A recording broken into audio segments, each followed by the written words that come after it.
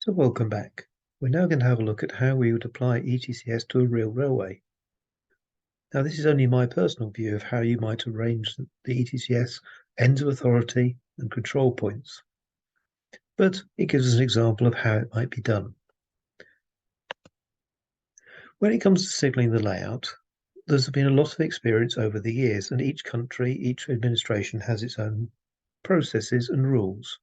However, if you were looking for those rules, looking for instructions or guidance on how to actually do a line-side signalled layout, you'd actually find they're quite sparse. Not a lot is written down. Mainly, people learn by attending training courses or from experience, the old famous sitting next to Nelly. You give it a try, someone criticizes you, you try again, you learn from your mistakes. Peer review helps you to improve progressively. Each time you encounter a new situation, you learn some more. With ETCS, we don't even have the training courses or much experience to draw upon. It's a very blank canvas. So let's take a section of railway. This section of railway is from an IRSE exam of a few years ago.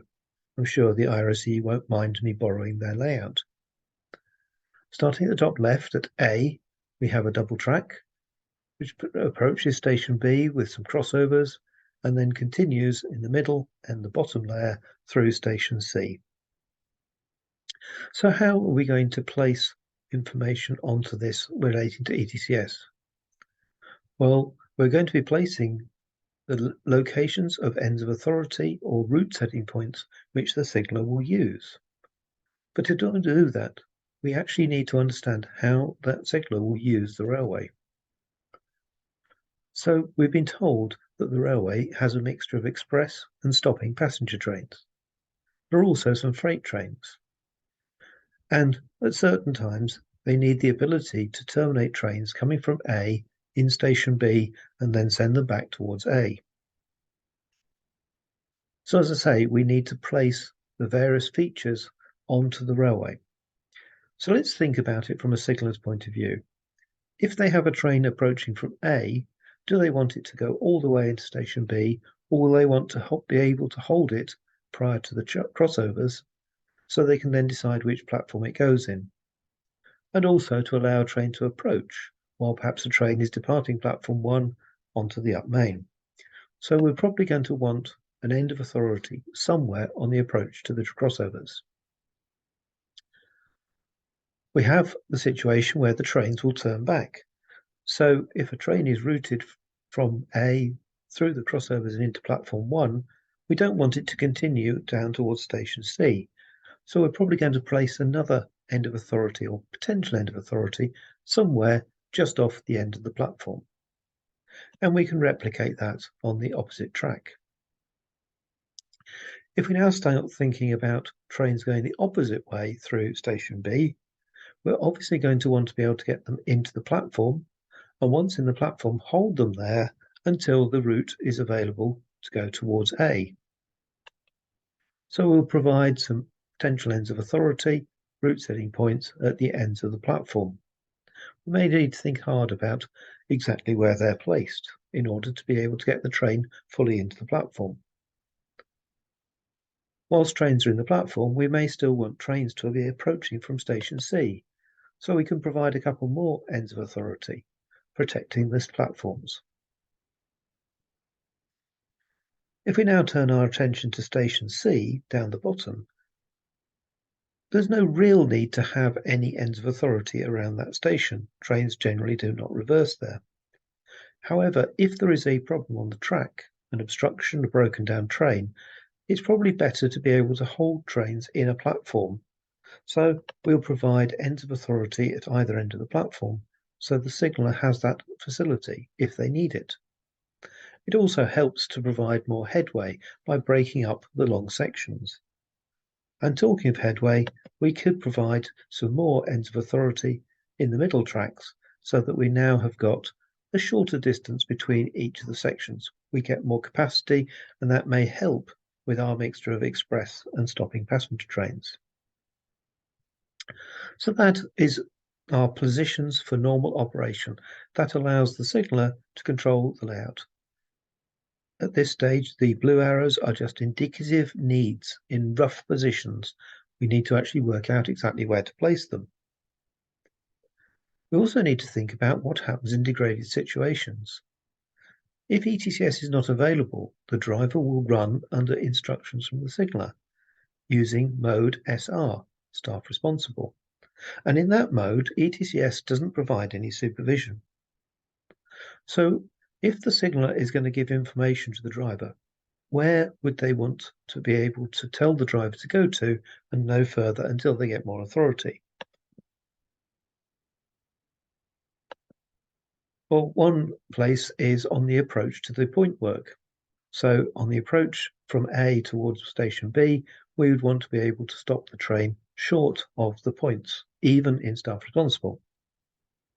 And similarly, for trains coming the opposite way, we want to stop them before they crash into a train that might be sitting at station B and go through the crossovers. From each of the red circled locations, the train can be authorized again with a new written order to continue on the journey. However, there is an issue with degraded operation. In SR, there is no protection from the ETCS system. It is up to the driver to observe a line-side sign and stop at it. What happens if they miss it? Well, if they fail to see it and stop in time, the train will be tripped by a police message, but it will take a distance to stop. So what we actually need to consider doing is moving the stop locations, the red circles, back to a distance where the train can always be brought to a stand before it impinges on the junction or any other conflict. So we move our locations on the approach from A back, so we've got room for a train to stop. And that could be anything from 2 to 3, even 400 meters that we need to allow. Depends on the type of train, and there are some techniques that can be used to shorten the distance. Of course, if we move it back to there, then we're actually losing operational capability. So we may want to reinstate some extra ends of authority on the immediate approach to the junction. And with some careful design, we could have a train that could stand between the red circled arrow and the uncircled arrow, while still allowing another train to approach from A, so we can get trains closer as they approach station B. And at the other end of the station, we want to move our two circled arrows so that they're far enough away that any train operating in SR which is tripped at them will stop before it gets to the platform. Again, we could put the some more ends of authority closer into the platform, but it's probably not necessary. It does depend a bit on the service. And having moved those, we may need to move our headway markers in the middle, but we can come back to them later.